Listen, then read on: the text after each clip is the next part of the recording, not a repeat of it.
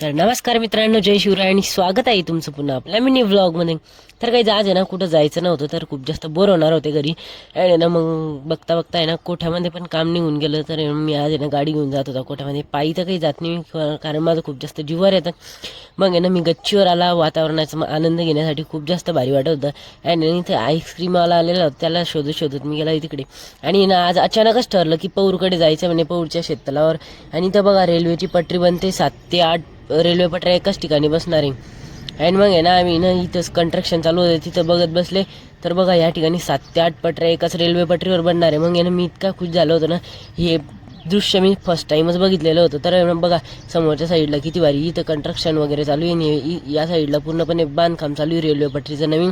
कारण इथून आहे ना, रेल्वेची म्हणजे आधीची पटरी धावत होती. मग ते आवरून आम्ही आले सगळे इकडे पपईच्या मळाकडे, कारण ज्या शेततलावात आम्हाला जायचं होतं तिथं मस्तपैकी पपई लावली होती. आणि बघू शकता किती भारी सर्व पपईला पपई पपई आलेली होती.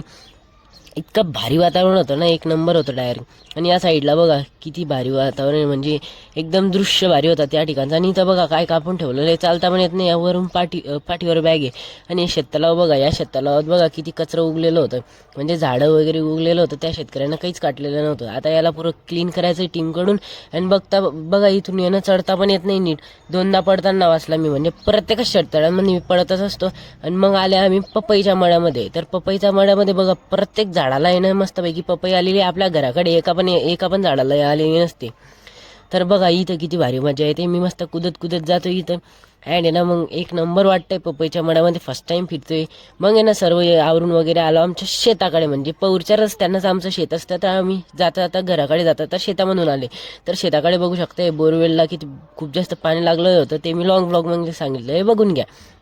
आणि मग आता शेताकडून आहे ना, आम्ही जातोय आता घराकडे. तर आहे ना, घराकडे जाता जाता आहे ना, मी गाडीकडे बघितलं, म्हटलं गाडी तर आहे तर कोणी येणार नाही असं. पण अँड आता आलेलो आहे फायनली घरी. अँड याला लॉंग ब्लॉग बघायचा असेल तर आपल्या एजोड ब्लॉग चॅनलवर नक्की बघून घ्या. भेटूया पुढच्या मिनी ब्लॉगमध्ये. तो बाय, सबस्क्राईब अँड फॉलो करून घ्या.